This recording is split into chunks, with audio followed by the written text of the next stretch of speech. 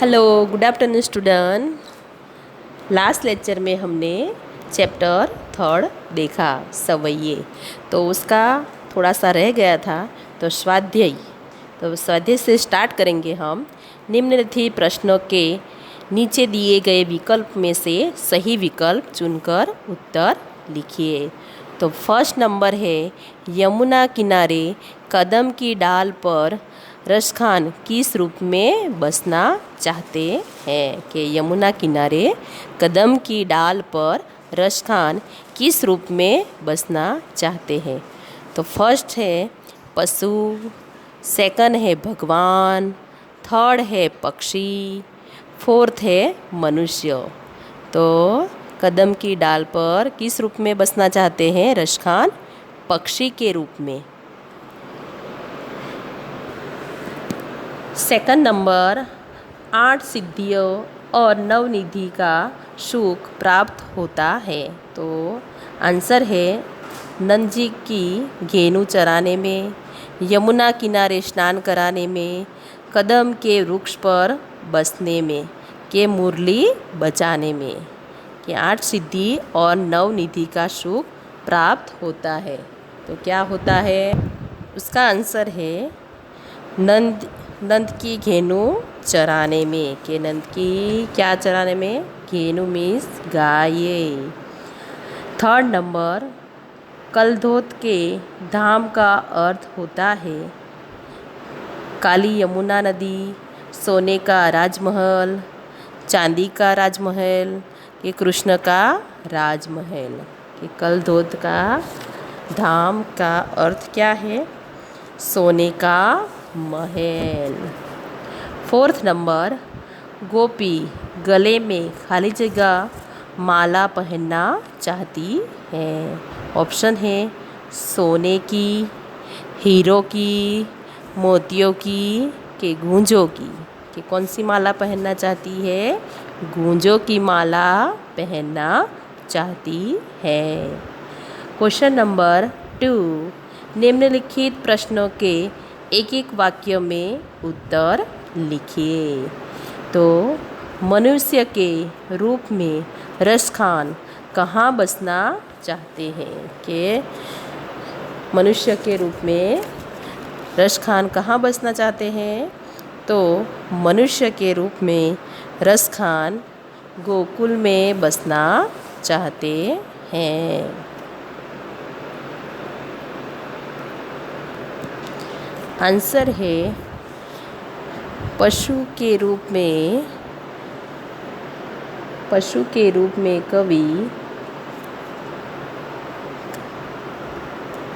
कवि नंद जी की गायों के बीच रहकर चराना चाहते हैं। गायों के बीच रहकर गाय चराना चाहते हैं।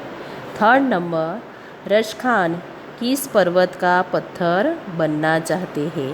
रसखान किस पर्वत का पत्थर बनना चाहते हैं? तो रसखान गोवर्धन पर्वत का पत्थर बनना चाहते हैं।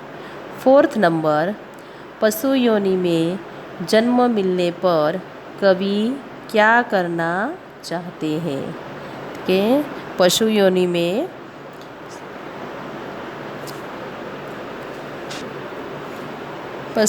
में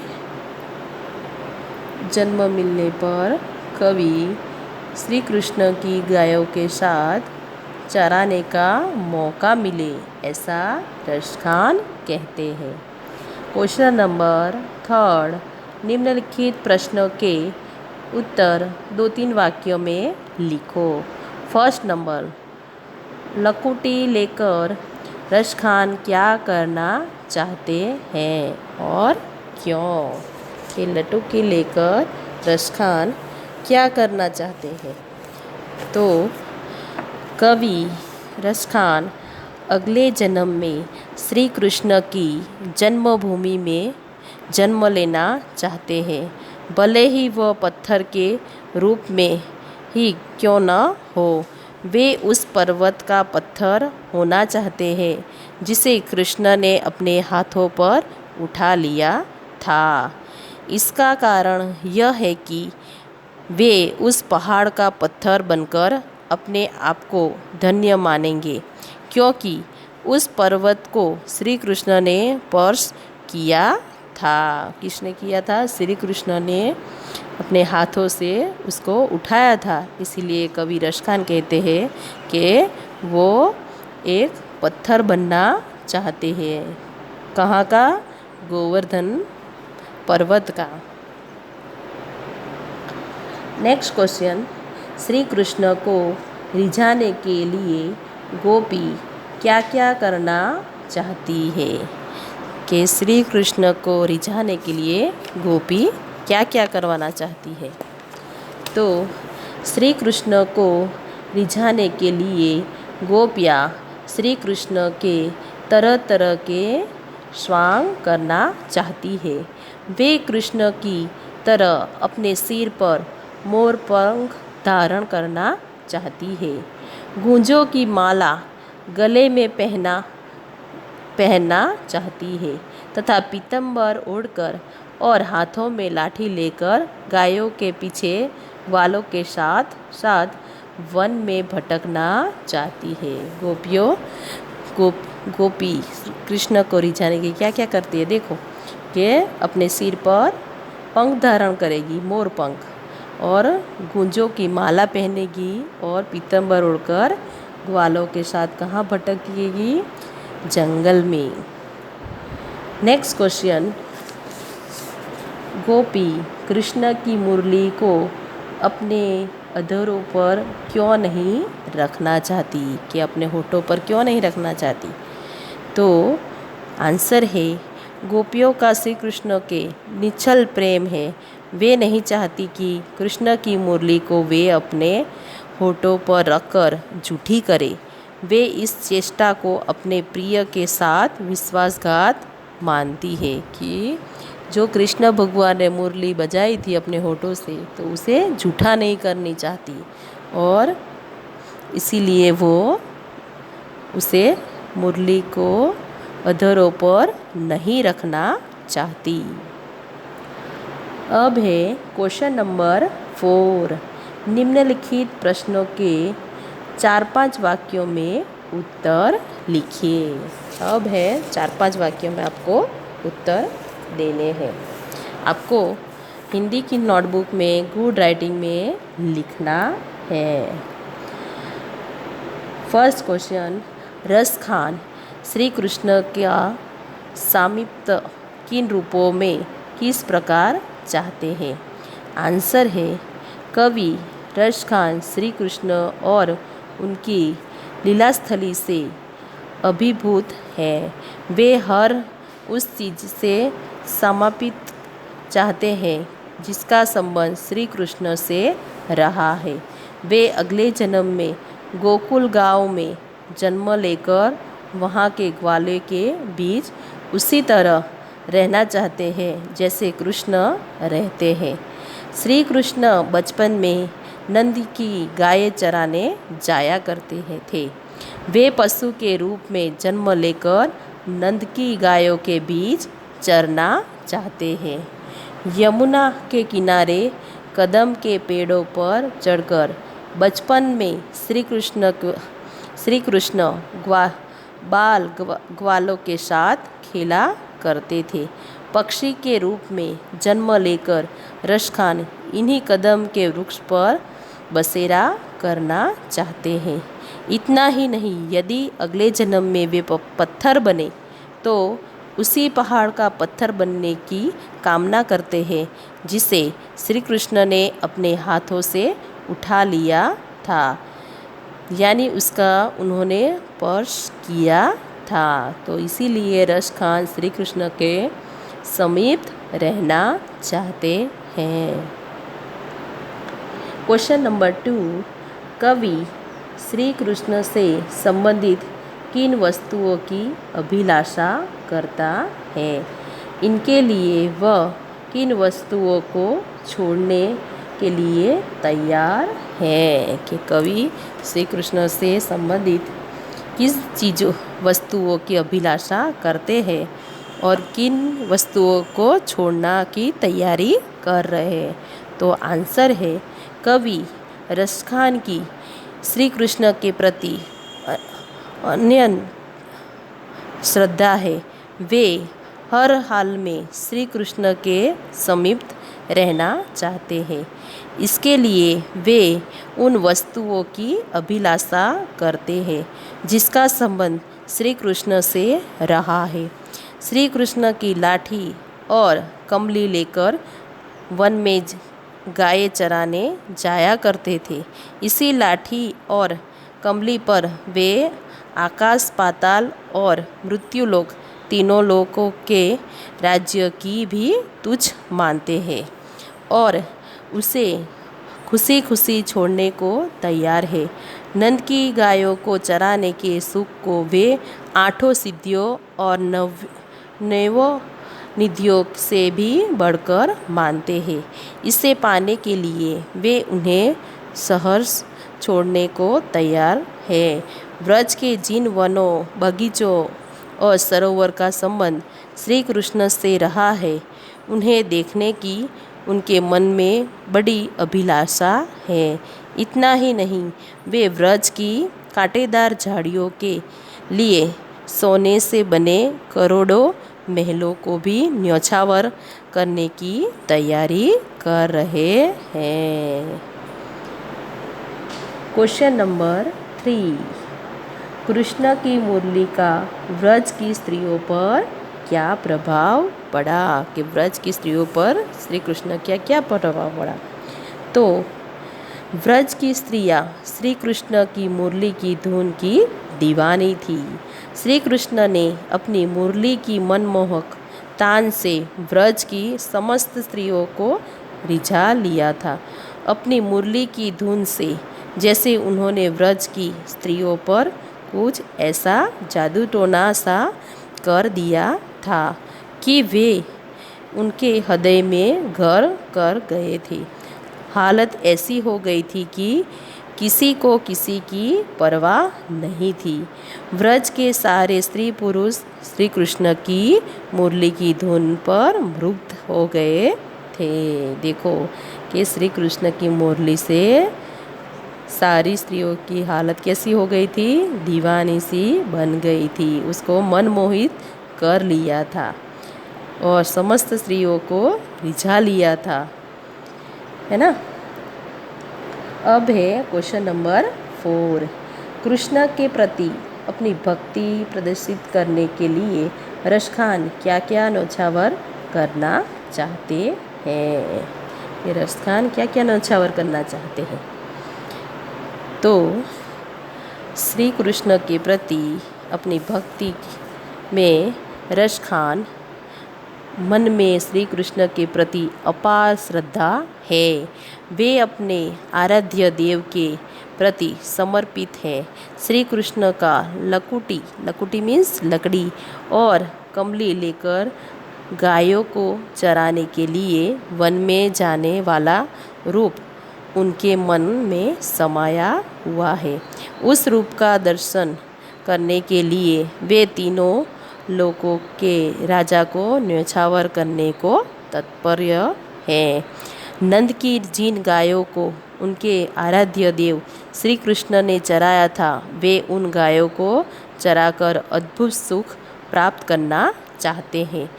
इस सुख के सामने वे आठों सिद्धियों और 9 निधियों को भी तुच्छ मानते हैं। नंद की गायों को चराने के सुख के सामने वे इन सिद्धियों और निधियों को न्यौछावर करने को तैयार हैं। वे व्रज के लता कुंज एवं पेड़ पौधे का दर्शन करने के लिए बेचैन है। इतना ही नहीं, वे व्रज की कटीली झाड़ियों को भी सोने से बने महल से मूल्यवान मानते हैं और उनके सामने वे सोने के करोड़ों महलों को भी न्यौछावर करते हैं।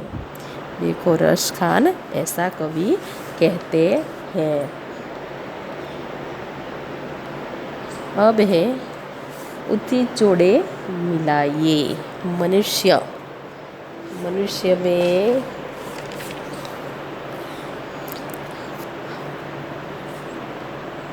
मनुष्य में क्या आएगा? नंद की गाय आएगा कि पशु यमुना के किनारे कदम की डाल आएगा कि गोवर्धन पर्वत के गोकुल गांव। तो क्या आएगा? गोकुल गांव। पशु के रूप में नंद जी की गाय और पक्षी के रूप में यमुना के किनारे कदम की डाल और पत्थर के रूप में गोवर्धन पर्वत, है ना। तो नीचे है, विस्तार से कीजिए। इन मुसलमान रश खान के बारे में हमें बताना है। तो मैंने आपको जब स्टार्ट हुआ था तभी बताया कि रश खान उनका असली नाम था सैयद इब्राहिमीन और उनका जन्म हुआ था दिल्ली में और उनको गोस्वामी विठलनाथ जी की से दीक्षा ग्रहण करके व्रज में रहकर कृष्ण भक्ति के पद लिखे थे। इन मुसलमान कवि की अन्य कृष्ण भक्ति सराहनीय है। उनकी कविता में कृष्ण की रूप मधुरी, व्रज महिमा और राधा कृष्ण की प्रेम लीलाओं का वर्णन किया गया है। तो इसके बारे में अब रश खान, तो रश खान ने इस सवैये में कवि रश खान ने व्रज भूमि से अभिभूत है। वे अगले जन्म में श्री कृष्ण की जन्मभूमि में जन्म लेने की कामना करते हैं। वे कहते हैं कि यदि उन्हें मनुष्य योनि में जन्म लेना का सौभाग्य मिले तो वो कहाँ जन्म लेना चाहेंगे? गोकुल में। और यदि वे पशु योनि में जन्म ले तो उसमें उसका कोई वंश ही नहीं है, तब वे केवल इतना ही चाहेंगे कि प्रतिदिन उन्हें नंद की गायों के बीच चरने का मौका मिले। यदि वे पत्थर बने तो उसी गोवर्धन पहाड़ के पत्थर हो जिसे कृष्ण ने इंद्र के क्रोध से कारण अपने हाथों से छत्र की तरह उठा लिया था। वे कहते हैं कि यदि उन्हें पक्षी बनने का मौका मिले तो वो गोकुल में अन्य पक्षियों के साथ मिलकर यमुना के किनारे स्थित कदम वृक्ष के पेड़ों की डालियों पर बसेरा करे, है ना। और यहाँ पे कवि रश खान ने गोपियों की बात की है कि कवि रश खान ने श्री कृष्ण के प्रति गोपियों के प्रेम का वर्णन करते हुए कहते हैं कि गोपियाँ श्री कृष्ण के लिए वह सारा स्वांग करने के लिए तैयार है जो कुछ करना उनके कृष्ण के प्रिय था। गोपियाँ कहती है कि श्री कृष्ण की तरह अपने सिर के ऊपर मोर के पंख धारण करेगी। वे अपने गले में लाल रंग के गुंजों की माला धारण करेगी। वे कृष्ण का वेश धारण कर पीले रंग के वस्त्र ओढ़कर और अपने हाथों में गायों को चराने वाली लकड़ी लेकर ग्वालों के साथ साथ वन में भटकेगी। वे कहती है कि अपने श्री कृष्ण के लिए वे अपने सारे रूप धारण करेगी जो उन्हें अच्छा लगता थे, पर वे एक स्वांग कभी नहीं करेगी। कौन सा कि श्री कृष्ण किया करते थे, वह यह कि श्री कृष्ण की तरह मुरली नहीं बजाएगी। वे कहती है कि जिस मुरली को श्री कृष्ण ने अपने होठों पर रखकर बजाया था उसी मुरली को हम अपने होठों पर कदापि नहीं रखेगी, क्योंकि इससे वह क्या हो जाएगी? झूठी। तो ये रश खान ने ये सवैये में अपने मनुष्य के रूप में और गोपियों से श्री कृष्ण का प्रेम यहाँ पे बताया गया है। और रश खान